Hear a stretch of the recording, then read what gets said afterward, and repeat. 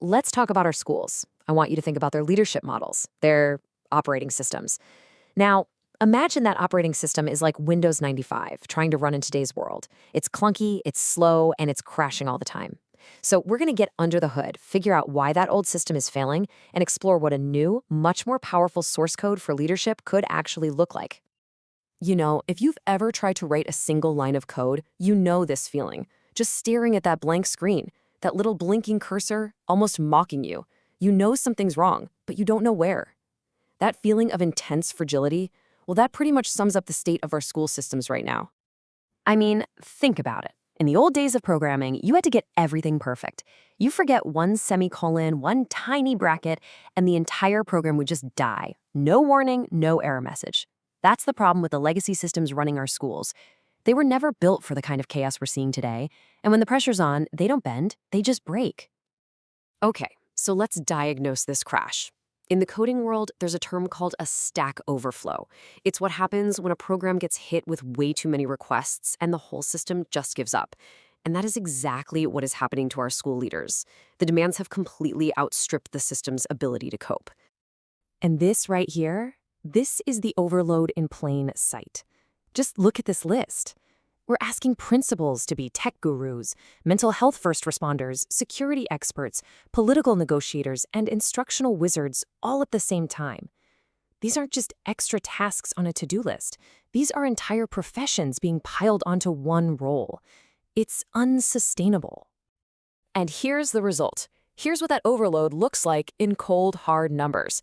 A 16% national attrition rate. That's almost 1 out of every 6 school leaders walking away.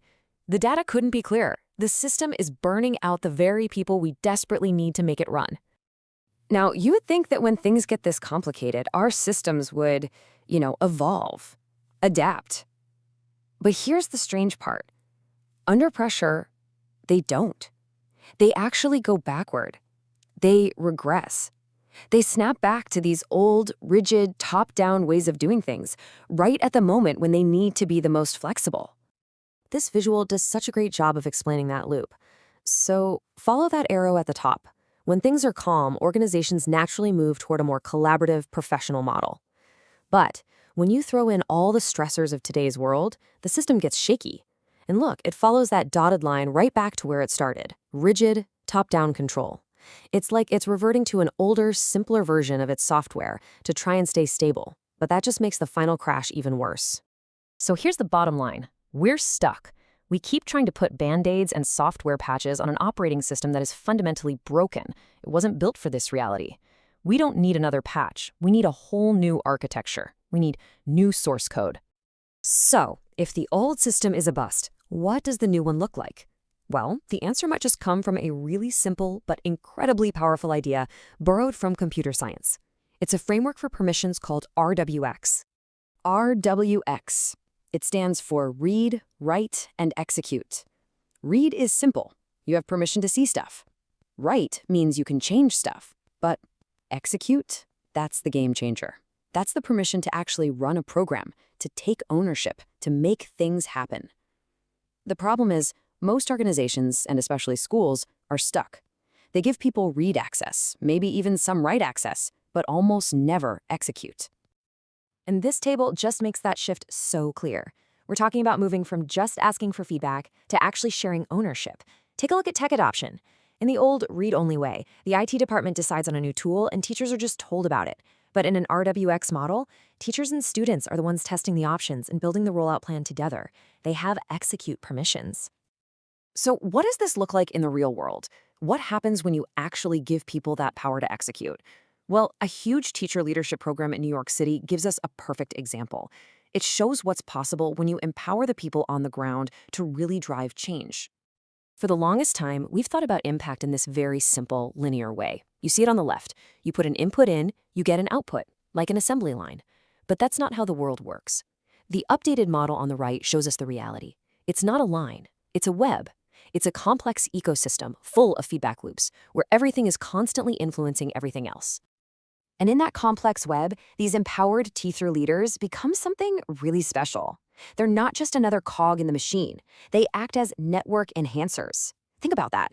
They become these crucial nodes that help the entire system learn, adapt, and get smarter, all in real time. They're basically executing upgrades on the network itself. So, what are they actually doing? It really comes down to these three things. One, they're the bridge, passing information back and forth between classrooms and the principal's office. Two, they connect the amazing things individual teachers are doing to the big picture goals of the school. And three, and this is so important, they create those feedback loops so the school isn't just reacting to problems, it's actually learning. And look, this isn't just some nice theory. The proof is right here.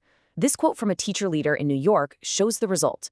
Their work led to real, visible changes in how their colleagues taught. This is something called co-evolution in action. The entire system is getting better together, from the ground up, not just from the top down.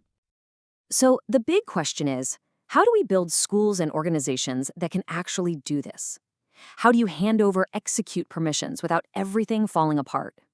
Well, it all comes down to designing systems that can handle two very powerful and often competing forces: freedom and order. This visual just nails that central challenge. Over on the left, you've got order, things like control, rules, and consistency. On the right, you've got freedom, autonomy, creativity, initiative.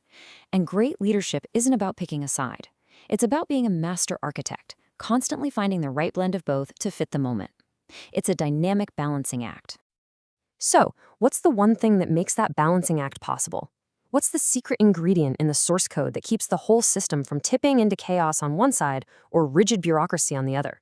It's one simple word: trust. Trust is the platform that allows these distributed, empowered RWX systems to actually function. And the research from that New York City study proves it. That idea of coevolution, of everyone growing and getting better together, it's completely dependent on what they call bidirectional trust. It can't just be leaders trusting teachers. It has to flow in both directions for the whole system to really learn and thrive. Which brings us right to the final question, and it's a question for every single one of us. The organization you work in, the school your kids go to, are they built on a real foundation of trust that grants people permission to execute? Or are we all just stuck in read-only mode, being asked for our input but never given real agency? The answer, it turns out, isn't a flaw in the code. It's a choice in leadership.